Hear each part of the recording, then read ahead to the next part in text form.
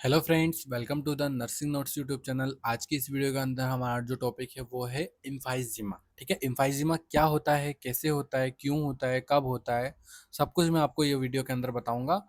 इससे पहले मैं बता देता हूँ, जो मेडिकल सर्जिकल नर्सिंग फर्स्ट है हमारा, जो बीएससी नर्सिंग सेकेंड ईयर के अंदर, उसका हम यूनिट थर्ड पढ़ रहे हैं, जिसका नाम है प्रॉब्लम्स ऑफ रेस्पिरेटरी सिस्टम। ठीक है, हम इसके अंदर मैनेजमेंट वगैरह सब कुछ पढ़ने वाले हैं। आज का हमारा टॉपिक है एम्फाइजीमा। क्या होता है एम्फाइजीमा, चलो मैं आपको बता देता हूँ।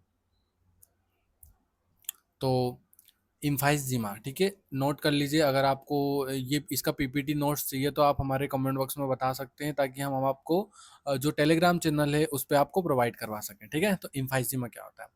Emphysema is a chronic progressive pulmonary disease characterized by abnormal permanent enlargement of air space distal of the terminal bronchioles, along with destruction of alveolar wall without obvious fibrosis. It is a type of chronic obstructive pulmonary disease and lead to reduced surface area for gas exchange, causing breathing difficulty. ठीक है, जब हमने पढ़ा है आपको इससे आधा तो समझ में आ ही गया होगा। ठीक है, एम्फाइजीमा क्या होता है? एक क्रोनिक प्रोग्रेसिव पल्मोनरी डिसीज है, जो कि हमारा जो लंग्स होता है, नॉर्मल जो लंग्स होता है ना, उसमें इनलार्जमेंट आ जाता है। ठीक है, इनलार्जमेंट कैसा? देखो, मैं आपको बता देता हूँ। इनलार्जमेंट लंग्स के अंदर नहीं आता, लंग्स के अंदर जो ब्रोंकाइज होती है, एल्वोलाइज होती है ना, उसके अंदर आता है। ठीक है, जो हमारा नॉर्मल लंग्स है वो आप देख सकते हो, दिख रहा होगा आपको नॉर्मल लंग्स। ठीक है, अब ये जो नॉर्मल लंग्स है, इसमें तो कोई प्रॉब्लम नहीं है, क्योंकि हम अच्छे से सांस ले रहे हैं, अच्छे से हमारी बॉडी के अंदर ऑक्सीजन जा रहा है। लेकिन जो एबनॉर्मल जो लंग्स होता है, जिसके अंदर इनफाइजीमा हो जाता है, ठीक है, उसके अंदर क्या हम अच्छे से सांस नहीं ले पाते, अच्छे से हमें ऑक्सीजन नहीं मिल पाती। किसके कारण कोज होता है? ये कोज होता है स्मोकिंग के कारण। ठीक है, और इसमें क्या हो जाता है, ये कोज होता इसमें कोज होता है ब्रीथिंग डिफिकल्टी, हमें सांस लेने में बहुत सारी प्रॉब्लम्स आती है। तो आप इनफाइजीमा मतलब ये समझ लीजिए, क्रोनिक पल्मोनरी जो क्रोनिक प्रोग्रेसिव पल्मोनरी डिसीज है, जिसमें क्या हो जाता है, हमारा जो एयर स्पेसिस जो होता है ना, एयर स्पेसिस जहाँ से हमें एयर पास आउट होती है, एयर मिलती है, ऑक्सीजन ऑक्सीजन और कार्बन डाइऑक्साइड पास आउट होती है, वहाँ पे जो ब्रोंक्यूल्स प्रेजेंट होते हैं, ठीक है, जो ब्रोंक्यूल्स प्रेजेंट होते हैं ना, वहाँ पे इनलार्जमेंट हो जाता है।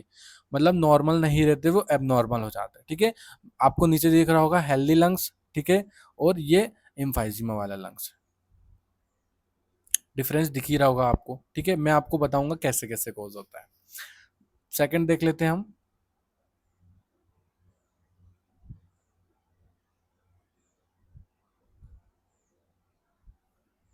ईटियोलॉजी या कॉज। ठीक है, कैसे कॉज होता है? तो स्मोकिंग के कारण सबसे पहले the leading case 90% of cases. ठीक है, स्मोकिंग 90% केस होता है, मतलब 90% कोज करता है हमारे इम्फाइजिमा को, स्मोकिंग। ठीक है, एयर पोल्यूशन के कारण, इंडस्ट्रियल फ्यूम्स, व्हीकल स्मोक, इसके कारण भी हो सकता है। ऑक्यूपेशनल एक्सप्लोजर, डस्ट, फ्यूम्स और केमिकल्स के कारण हो सकता है। Genetic factors, alpha one anti trypsin deficiency अगर है बॉडी के अंदर या लंग्स के अंदर, तो हो सकता है। Ageing, loss of lungs elasticity with age. ठीक है, जैसे ज़्यादा एज हो रही है तो उस कंडीशन में आपको हो सकता है एजिंग के कारण। क्रोनिक रिस्पायरेटरी इन्फेक्शन, जैसे रिपीटेड इन्फ्लामेशन अगर आपके लंग्स में हो रहा है बार बार, तो उसके कारण भी ऐसा हो सकता है। देन सेवंथ है low socio economic status due to poor health care access environmental exposure. ठीक है, ये बहुत कम ऐसा चांस है कि पुअर एनवायरमेंटल और सोशल इकोनॉमिक स्टेटस के लिए हुआ है। 90% हमारा स्मोकिंग से ही होता है भाई कोर्स। ठीक है, आप कुछ भी बोल लो, अगर आप ज़्यादा स्मोक करोगे, आपको एक महीने कुछ नहीं होगा, एक साल कुछ नहीं होगा, 2 साल कुछ नहीं होगा, लेकिन 3 साल 4 साल के अंदर आप देख लेना, आपका जो लंग्स है पूरा खत्म हो जाएगा। फिर पैथोफिजियोलॉजी देख लेते हैं। Inhalation of irritant, example smoking, trigger chronic inflammation. ठीक है, इनहेल करोगे, आप क्या करोगे, स्मोकिंग को इनहेल करोगे, जिससे क्या, जो ट्रिगर होगा उससे क्या, क्रोनिक इन्फ्लामेशन ट्रिगर होगा वहां पे। Lead to the release of proteolytic enzyme like elastase. ठीक है, जो इलास्टिस जो एंजाइम होता है हमारी बॉडी लंग्स के अंदर, वो क्या होगा, रिलीज होगा। Destruction of alveolar walls, alveoli because enlarged and less elastic elastic Loss of elastic recoil lead to air trapping and hyperinflation of the lungs. Reduced surface area of the gas exchange, hypoxemia of oxygen retention. Over time, this causes pulmonary hypertension and may lead to right side heart fail हो सकता है. ठीक है, तो कैसे cause होता है जो हम पढ़ रहे हैं वो हमारा टॉपिक इनफाइजिमा है, आप भूल मत जाना.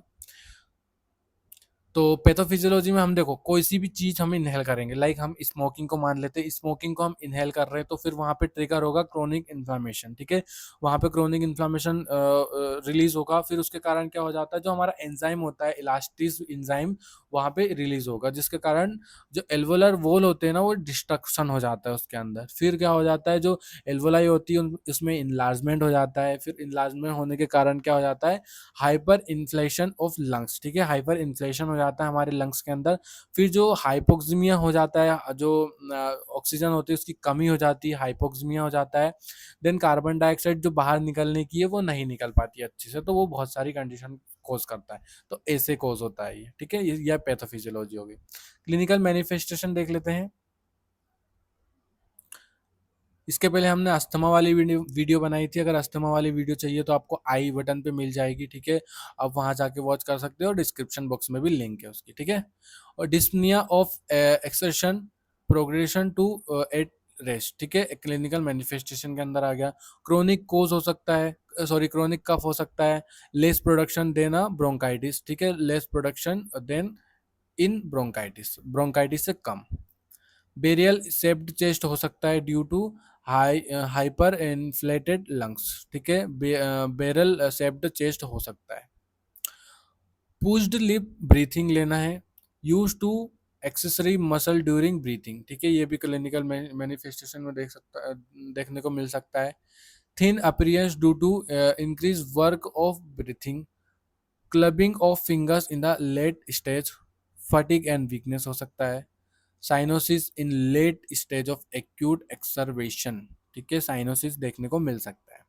Decrease breath sound on auscultation. ठीक है, अस्कल्टेशन जो साउंड है वो डिक्रीज हो सकता है, अच्छे से सुनाई नहीं दे सकता डॉक्टर को अगर अस्कल्टेशन करेंगे डॉक्टर, क्योंकि जो लंग्स है ना वहाँ के जो एल्वोलाई होती है, जो ब्रोंक्यूल्स होते हैं ना वहाँ के मतलब खत्म हो गए एक तरह से. मैंने आपको डायग्राम में भी बताया है, मैं आपको एक बार और बता देता हूँ. देखो ये आप खुद देखो कैसे हो रहा है एम्फाइसीमा में, ये एग्जाम्पल है. ठीक है, आपको समझाने के लिए.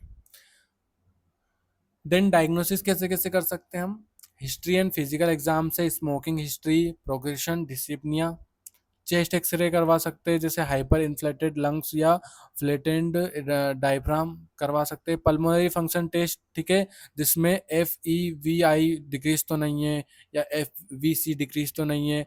इंक्रीज रेसिडुअल वॉल्यूम जो RV होता है वो इंक्रीज तो नहीं है. टोटल लंग्स कैपेसिटी जो TLC जो है वो इंक्रीज तो नहीं है. आर्टेरियल ब्लड गैस ABG जो होता है वो डिक्रीज तो नहीं है, इंक्रीज तो नहीं है. ऐसा सब कुछ ये उसके अंदर देखते हैं. ऑक्सीजन की मात्रा कैसी है, कार्बन डाइऑक्साइड की मात्रा कैसी है आर्टेरियल ब्लड गैस के अंदर. CT स्कैन में डायग्नोस कर सकते हैं स्लो डैमेज लंग्स टिश्यू. ठीक है, alpha 1 anti trypsin level check करवा सकते हैं, specially in younger non smoker. ठीक है, जो नॉन स्मोकर है लेकिन वो यंग है तो उसमें हम alpha 1 anti trypsin level check करवा सकते हैं. 6 minute walk test to assess exercise tolerance. ठीक है, 7th है 6 मिनट वॉक टेस्ट. ठीक है, 6 मिनट तक अगर वो चल लिया है, हाँप नहीं रहा है, तो उससे भी मतलब हम टेस्ट कर देख सकते हैं, टेस्ट करवा के. ये सारी चीज़ें आ जाती है इसके अंदर. ट्रीटमेंट मेडिकल मैनेजमेंट के अंदर ब्रोंकोडायलेटर साबा और लाबा जो होते हैं शॉर्ट एक्टिंग बीटा एगोनिस्ट और लॉन्ग एक्टिंग बीटा एगोनिस्ट, जैसे सल्ब्यूटामोल, दोनों में सल्ब्यूटामोल का एग्जांपल है. ठीक है, तो ये दे सकते हैं ब्रोंकोडायलेटर्स के अंदर अगर ब्रोंको कॉन्स्ट्रक्टर हो गया है वहाँ पे. Anticholinergic example ipratropium. Inhaled corticosteroid to reduce inflammation example बुडेसोनिड.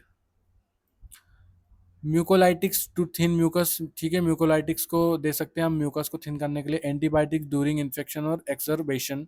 Oxygen therapy देख सकते हैं, long term low flow oxygen and chronic hyposmia अगर हो सकता है उसको तो हम ऑक्सीजन थेरेपी प्रोवाइड करेंगे. वैक्सीनेशन और स्मोकिंग. वैक्सीनेशन में इन्फ्लुएंजा एंड निमोनोकोकल वैक्सीन दे सकते हैं, और स्मोकिंग के अंदर सीसेशन मेडिकेशन, निकोटीन रिप्लेसमेंट और बूट बु, बुप्रोपियन, ठीक है, ये दे सकते हैं हम। तो ये ट्रीटमेंट के अंदर आ जाता है।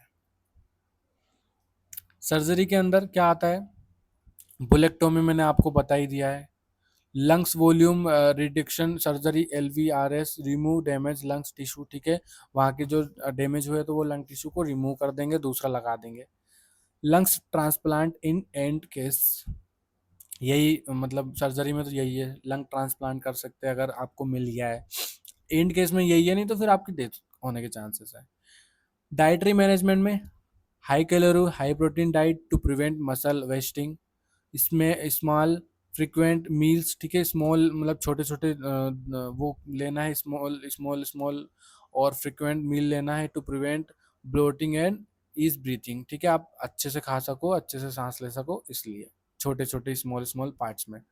Adequate hydration to thin secretion, avoid gas production food, reduce abdominal distension, supplements में दे सकते हैं वेट लॉस सीवियर, ठीक है, तो ये आ जाता है।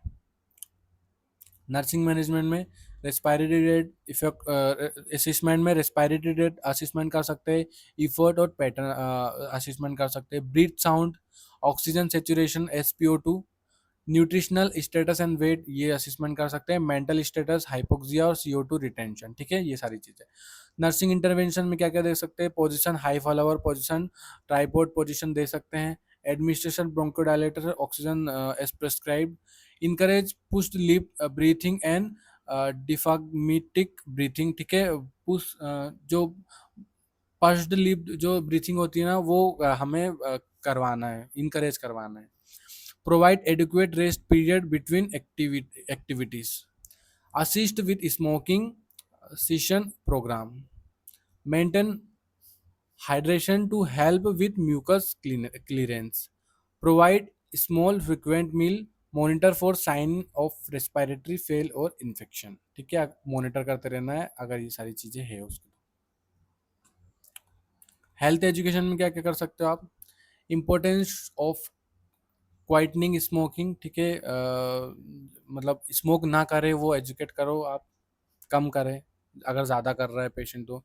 How to use inhaler nebulisation and currently spaces currently, मतलब कैसे इनहेल यूज़ कर सकते हो आप, नेबुलाइजेशन कैसे कर सकते हो खुद को, ठीक है, ये सारी चीज़ें एजुकेट करना है। Avoid exposure to pollution dust and cold air, ठीक है, ये अवॉइड करवाना है पेशेंट से बोल के कि पोल्यूशन में आप ज़्यादा ना जाओ, डस्ट में ज़्यादा ना जाओ, कोल्ड एयर चल रही है बाहर तो ना जाए, ठंडी चीज़ें ना खाएं, ठंडी हवा में ना जाए।